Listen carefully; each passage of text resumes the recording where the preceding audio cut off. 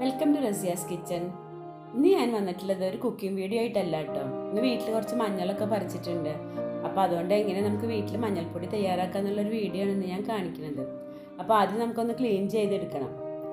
അപ്പോൾ അതിനുവേണ്ടി നമുക്ക് ആദ്യം വലിയൊരു പാത്രത്തിലേക്ക് വെള്ളം എടുത്തിട്ട് മഞ്ഞൾ അതിലേക്ക് ഇട്ട് കൊടുക്കാം. മഞ്ഞളിൻ്റെ മേലെ ചെറിയ നാരുകളൊക്കെ ഉണ്ടെങ്കിൽ ഒന്ന് വലിച്ച് കളഞ്ഞതിന് ശേഷം നമുക്ക് വെള്ളത്തിലേക്ക് ഇട്ട് കൊടുക്കാം.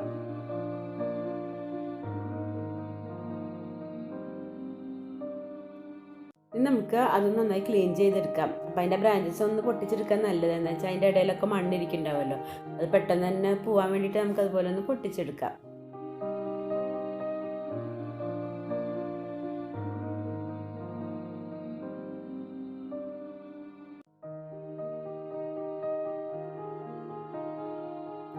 ഞാനൊക്കെ പൊട്ടിച്ച് വലിയ മഞ്ഞളുള്ളതും ഒക്കെ ഒന്ന് നട്ട് പൊട്ടിച്ചെടുത്തിട്ടുണ്ട്.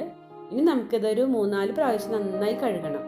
മണ്ണിൻ്റെ അംശം പോകുന്നവരെ നന്നായി കഴുകിയെടുക്കാം.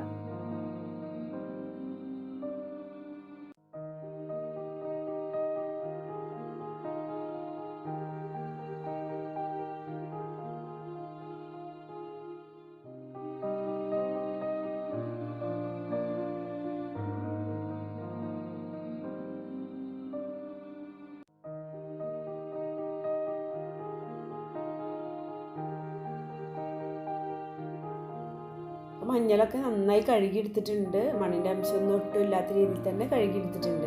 ഇനി നമുക്ക് വേണ്ടതൊന്ന് പുഴുങ്ങിയെടുക്കുകയാണ്. മഞ്ഞൾ പുഴുങ്ങിയെടുക്കാൻ വേണ്ടിയിട്ട് ഒരു ചെമ്പിൽ വെള്ളം വെച്ച് തിളച്ചിട്ടുണ്ട്. അപ്പോൾ അതിലേക്ക് നമുക്ക് മഞ്ഞൾ ഇട്ട് കൊടുക്കാം. മഞ്ഞളിൻ്റെ മേലായിട്ട് വേണം വെള്ളം നിൽക്കാൻ.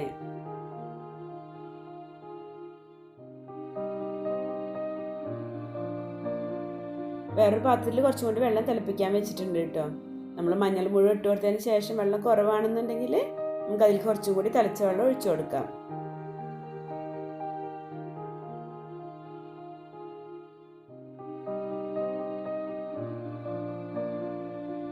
നമ്മൾ മഞ്ഞൾ മുഴുവൻ ഇട്ടിട്ടുണ്ട്, വെള്ളം കുറവാണ്. അപ്പോൾ നമുക്ക് അതിലേക്ക് അത് മുങ്ങാനുള്ള വെള്ളം ഒഴിച്ചു കൊടുക്കാം.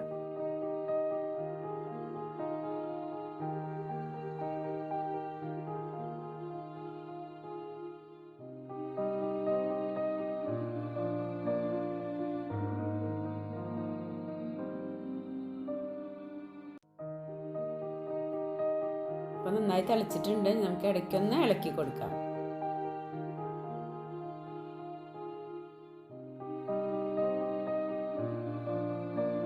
മഞ്ഞൾ മണ്ണൊക്കെ കളഞ്ഞ് ക്ലീൻ ചെയ്തതിന് ശേഷം നമ്മൾ വെയിറ്റ് നോക്കിയപ്പോൾ ഒരു 7 കിലോ ഉണ്ട് കേട്ടോ. അപ്പോൾ നമുക്ക് ഇനി 7 കിലോന് എത്ര പൊടി കിട്ടും എന്നുള്ളതൊന്ന് നോക്കി നോക്കാം.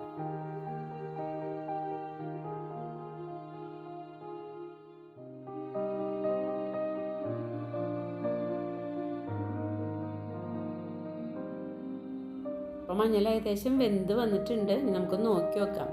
ഒരു മഞ്ഞളെടുത്ത് നമുക്ക് നന്നായി ഒന്ന് പ്രസ് ചെയ്ത് കഴിഞ്ഞാൽ ഒന്നിങ്ങനെ പൊട്ടി വരണം. നമ്മൾ അമർത്തുമ്പോൾ ഇപ്പോൾ വെന്തിട്ടുണ്ട് മഞ്ഞൾ. നമുക്ക് ഫ്ലെയിം ഓഫ് ചെയ്യാം. ഇനി നമുക്ക് വെള്ളം പോകാനായിട്ട് അരിപ്പയിലേക്ക് മാറ്റാം.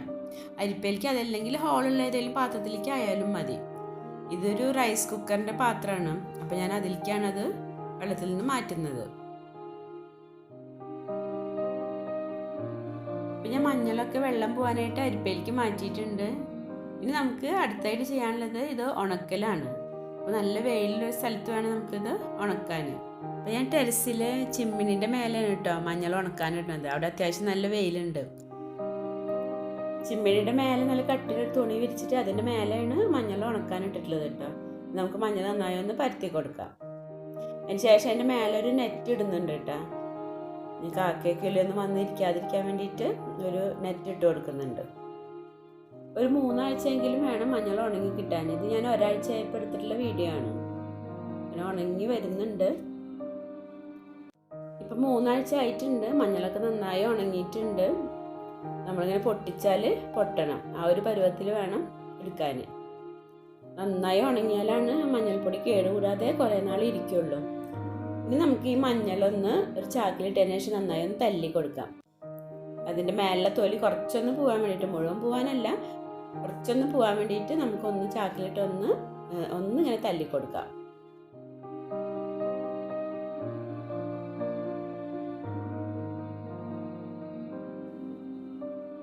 ഞാൻ മഞ്ഞളൊക്കെ തല്ലി എടുത്തിട്ടുണ്ട്. അതിൻ്റെ മേലത്തെ തൊലികളൊക്കെ കുറച്ച് പോയിട്ടുണ്ട് തൊലിയൊക്കെ. നമുക്ക് ഒന്ന് ചേറി വൃത്തിയാക്കണം. ഇതിൻ്റെ മേലത്തെ പൊടിയൊക്കെ പോകാൻ വേണ്ടിയിട്ട് നമുക്കൊന്ന് ചേറിയെടുക്കാം.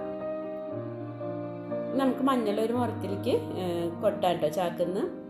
അതിന് ശേഷം നമുക്ക് ചേരാൻ അറിയുന്നുണ്ടെങ്കിൽ ചേറിയിട്ട് പൊടി കളയാം. അതല്ലെങ്കിൽ നമുക്ക് കൈ കൊണ്ട് ഇങ്ങനെ ഒന്ന് പൊടിയൊക്കെ തട്ടി കളഞ്ഞിട്ട് മേലെ നിന്ന് കുറേശ്ശായിട്ട് എടുത്തതിന് ശേഷം ലാസ്റ്റ് ആ പൊടിയിലത്തെ മഞ്ഞൾ നമുക്ക് പെറുക്കിയെടുക്കാം. അങ്ങനെ വൃത്തിയാക്കാം. അതല്ലെങ്കിൽ നമുക്ക് മുറത്തിലിട്ടൊന്ന് ചേറിയെടുക്കാം. അപ്പം എനിക്ക് ചേരാനൊന്നും കാര്യമായിട്ട് അറിയില്ല, എന്നാലും എനിക്ക് അറിയുന്ന മാതിരി ഞാനൊന്ന് ചേറി കാണിക്കാം കേട്ടോ. ഇതുപോലെ ഇങ്ങനെ എടുത്താൽ മതി. ലാസ്റ്റ് വരുന്ന ആ പൊടിയിൽ നിന്ന് നമുക്ക് മഞ്ഞൾ പെറുക്കിയെടുക്കാം. അതല്ലെങ്കിൽ നമുക്ക് ഇതുപോലെ ഒന്ന് ചേറിയെടുക്കാം. നമ്മളിങ്ങനെ ചേറുമ്പോൾ ഫ്രണ്ടിലേക്ക് അതിൻ്റെ പൊടി ഇങ്ങനെ വരും, ബാക്കിൽ ആ മഞ്ഞളും ഉണ്ടാവും. അപ്പോൾ അതിൽ നിന്ന് ആ മഞ്ഞൾ നമുക്ക് മാറ്റി വയ്ക്കാം, എന്നിട്ട് വീണ്ടും ചേറിയെടുക്കാം. അങ്ങനെ നമുക്ക് ചേറിയിട്ട് ലാസ്റ്റ് ആ പൊടി പോകുന്ന വരെ ചേറിയെടുത്തതിന് ശേഷം നമുക്ക് നല്ല വൃത്തിയായിട്ട് കിട്ടും.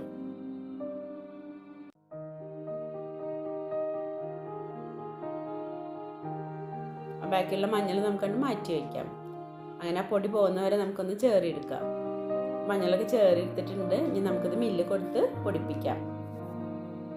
മഞ്ഞളൊക്കെ മില്ല് കൊടുത്ത് പൊടിപ്പിച്ചതാണ് കേട്ടോ.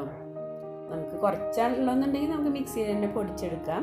അപ്പോൾ കുറച്ചധികം ഉള്ളതുകൊണ്ട് ഞാൻ മില്ല് കൊടുത്ത് പൊടിപ്പിച്ചതാണ്. പൊടിച്ചുകൊണ്ടുവന്നതിന് ശേഷം ഒന്ന് അരിച്ചെടുത്തിട്ടുള്ളതാണ് കേട്ടോ. 1 കിലോ മഞ്ഞൾപ്പൊടിയാണ് നമുക്ക് കിട്ടിയിട്ടുള്ളത്. എൻ്റെ ഈ വീഡിയോ ഇഷ്ടമായിട്ടുണ്ടാവുമെന്ന് വിചാരിക്കുന്നു. ഇഷ്ടമായിട്ടുണ്ടെങ്കിൽ ഫ്രണ്ട്സിനും ഫാമിലിക്കൊക്കെ ഒന്ന് ഷെയർ ചെയ്യണം കേട്ടോ. റിസിയാസ് കിച്ചൻ ചാനൽ നിങ്ങൾ ആദ്യമായിട്ടാണ് കാണുന്നതെങ്കിൽ ഒന്ന് സബ്സ്ക്രൈബ് ചെയ്യണേ. Thank you.